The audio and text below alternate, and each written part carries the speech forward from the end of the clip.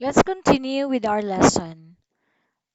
Let us see how do we know from the Mill's utilitarianism, how do we know which action should be chosen and why? Let us see his moral system, the moral system of utilitarianism, Mill's utilitarianism. How do we know that of two choices, one act is more pleasurable and valuable than the other in terms of quality? So this is the rule. Of two pleasures, find out if there be one to which all, take note, of two pleasure, find out if there be one or almost all. Sorry. Of two pleasures, find out if there be all, not one, all, or almost all who have experienced both give a decided preference, irrespective of any feeling of moral obligation to prefer it. So let me explain it. There are two or more pleasures to be chosen, two actions, for instance. Both are pleasurable. Number two, that these people have experienced both. Okay, by that almost all or almost all have experienced both. And that third, almost all or all of them gives a decided preference that they chose it. So there is a decided preference. Take note, it's not just a liking, but a decided preference. So you don't just like to choose it, but you decide to choose it. No? So, and that they decide not because they are forced to do so. They decide not because there's a moral obligation that makes them choose to do so. They decide not because there's a law that tells them to do so. So in other words, they decide because it's what they reflect upon and decide and choose to have. So take note that it should be a competent decision.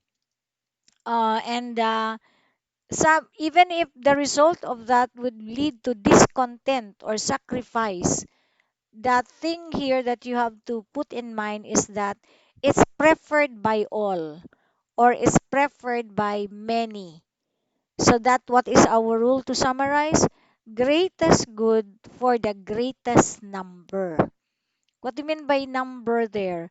That majority, not necessarily the majority, almost all who are part of that population or action prefer that particular act. So the greatest good for the greatest number. So uh, take note, why is it a decided choice by the many? Because in deciding, they employ their higher faculty. They use reason in deciding. So it is not just out of personal liking, but it is reason that made this a lot of people decide on it. So in short, what is the rule for meal? An act is good when it is done the chosen as based on the principle the greatest good for the greatest number. What do you mean by greatest good for the greatest number? That all of them have experienced both actions and all or almost all of them give a decided preference that that particular action must be chosen over the other. So, in other words, extent of people who are affected is the one that we should follow. Greatest good for the greatest number. So, does that act benefit all, or if not many, who are affected by that situation? So, it should be the greatest happiness for the greatest number. So, here Mill says that lower animals do not indulge in deliberation that involves higher faculty. So, man, lower animals are simply satisfied with the pleasure of sensation, whereas man seeks a satisfaction that is more than the satisfaction of a beast. he would indulge in a particular kind of satisfaction that satisfies his higher faculty or reason, and not just, of course, his sensation. Because he says a being of higher faculty requires more to make him happy.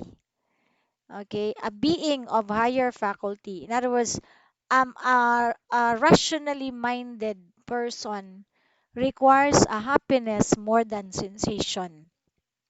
He requires a form of happiness that's more than sensation.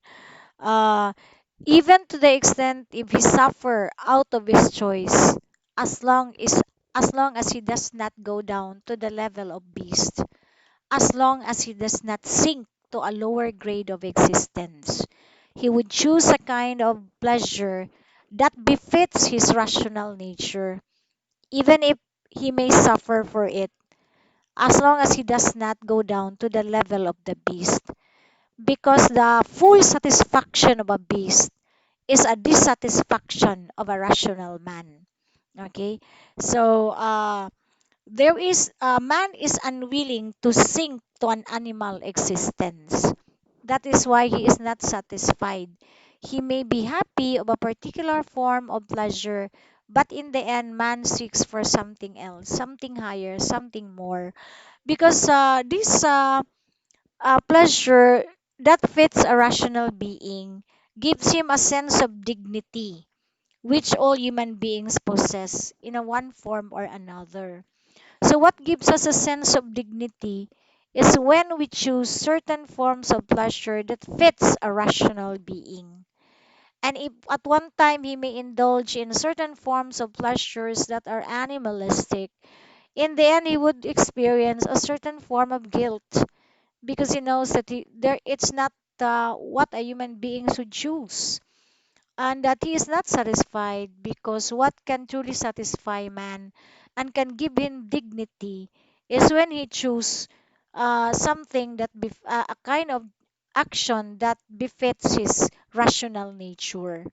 So he wouldn't be satisfied because his reason gives him the dignity, and that what confirms him to choose well is the dignity of being rational. And if it may happen that man may indulge in worldly sensations that he shares with animal, you will find the dissatisfaction of man. Because what can truly satisfy him is that when he fulfills the dictate of his own rational nature. So let me quote. He says, "Better for human being dissatisfied than a pig satisfied. Better for Socrates to be dissatisfied than a fool be satisfied. Of what use when you have extreme pleasure, but the pleasure that you have is equivalent to that of an animal? Better for you to be dissatisfied as long as your pleasure is based on reason, derived and based on reason. Better for Socrates to be dissatisfied than for a fool to say that he's satisfied but he remains a fool." So that is the explanation of what I'm talking about. So again, I would like to repeat: man is not contented with forms of pleasures that he shares with animals. Man seeks for something higher, forms of pleasure that fits his rational nature, because it is in choosing those forms of pleasures that fits his rational nature that confers dignity to his action. I'll have my last lesson in my next video.